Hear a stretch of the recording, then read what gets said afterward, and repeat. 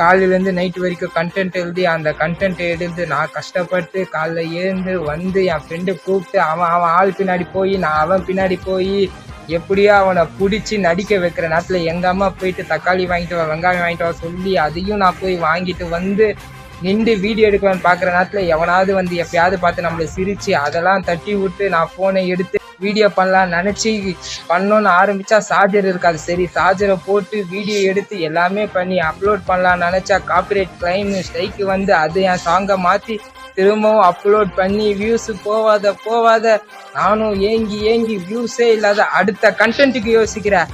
Views போவாத பட்டதாரிடானா. Super தல, வேற லெவல். முன்னதான் ஒரே ஒரு மிஸ்டேக் பண்ணிட்டேன், வீடியோ மட்டும் எடுக்க மறந்துட்டேன்.